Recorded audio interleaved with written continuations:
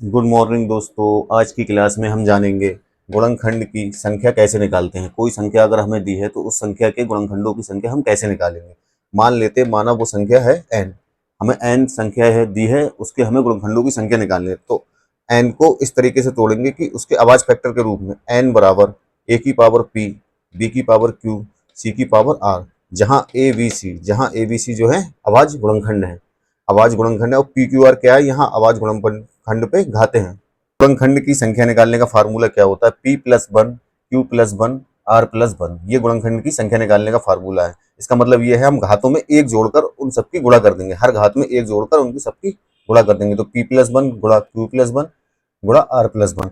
अब आता है एक टर्म सम गुणनखंडों की संख्या। जब हमें सम गुणनखंड की संख्या निकालने हैं तब फॉर्मूला होगा p q plus one into r plus one. ऐसे ही एक टर्म आता है विषम गुणनखंडों की संख्या निकालना। तो विषम गुणनखंडों की संख्या निकालेंगे तो p को इग्नोर कर देंगे, तो अब आएगा q plus one into are plus one.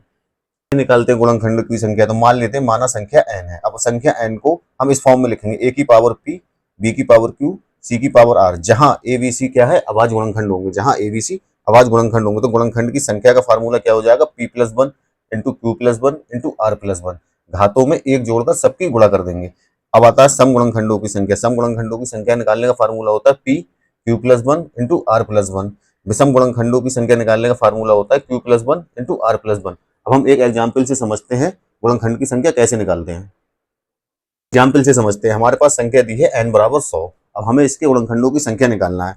तो 100 जो संख्या दी हम इसको कैसे लिख सकते हैं, 100 बराबर 4 गुणा 25।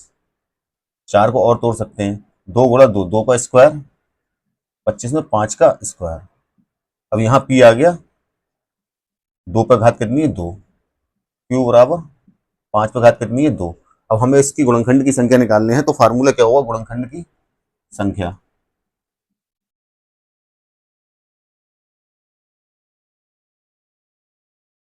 की संख्या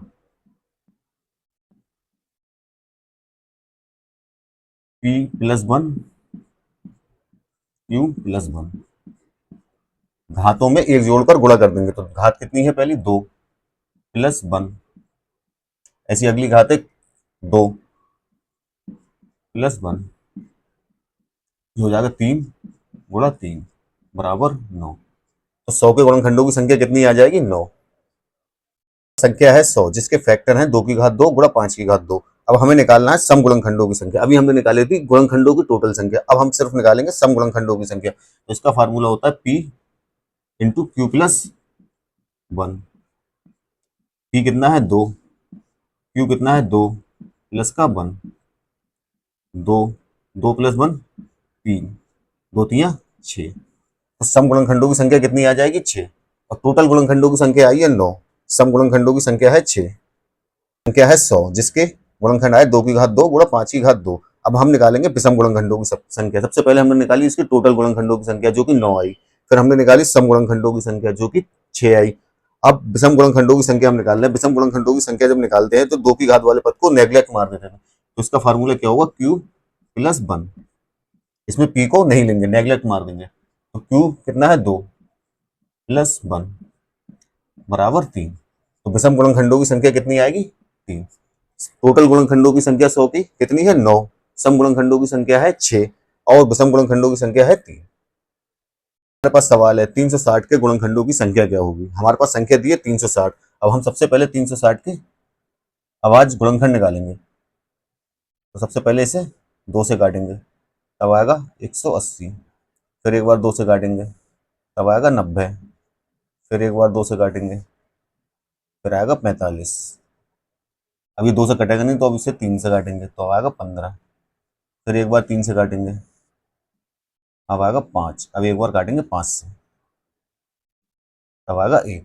अब 360 संख्या 360, इसके फैक्टर क्या आएगा, 2 गुणा 2 गुणा 2, मतलब 2 की घात 3 गुणा 3 गुणा 3, 3 की घात 2 गुणा 5, एक बार है तो 5 की घात 1। अब गुणनखंड की संख्या निकालने के लिए क्या करेंगे, गुणनखंड की संख्या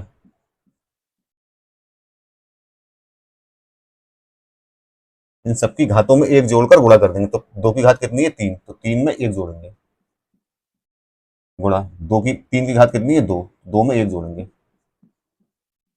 5 की घात कितनी है 1, तो 1 में एक जोड़ेंगे। 3 और 1 4, गुणा 2 और 1 3, गुणा 1 और 1 2, तो 4 तिया 12, 12 दूनी 24। ये हमारे सवाल का आंसर होगा। तो 360 के कितने गुणनखंड होंगे 24।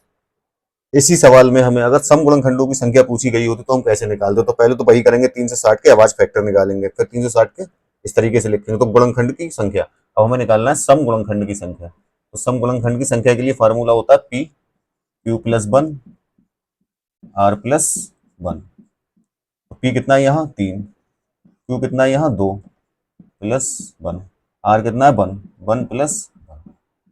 अब इन सबकी गुणा कर देते हैं, 3 गुणा 2 और 1 3, गुणा 1 और 1 2, 3 तिया 9 दूनी 18। तो 360 के सम गुणनखंड कितने होंगे 18, और टोटल गुणनखंड कितने आए 24। अगला सवाल है हमारे पास 105 के गुणनखंड की संख्या क्या होगी। अब दी है हमें संख्या 105, तो 105 के आवाज फैक्टर निकालेंगे। तो 105 के आवाज फैक्टर क्या आएंगे, 2 से ये कटेगा नहीं, 3 से काटेंगे तब ये आएगा 35, फिर एक बार 5 से काटेंगे फिर ये आएगा 7, फिर एक बार 7 से काटेंगे तब ये आएगा 1। तो 105 के गुणनखंड क्या आ गए, आवाज गुणनखंड 3 गुणा 5 गुणा 7। इनमें किसी पे कोई घात नहीं है तो इसका मतलब ये घात है 1। तो गुणनखंड की संख्या क्या होगी, गुणनखंड की संख्या, टोटल गुणनखंड की संख्या क्या होती है, घातों में एक जोड़कर सबकी गुणा कर देंगे। तो घात कितनी है 1 प्लस 1, इसकी भी घात 1 है तो 1 प्लस 1, ऐसी इसकी घात 1 है तो 1 प्लस 1, तो 2 गुणा 2 गुणा 2, 2 दूनी 4 दूनी 8। तो 105 के टोटल गुणनखंड कितने होंगे 8। ये हमारे सवाल का आंसर होगा।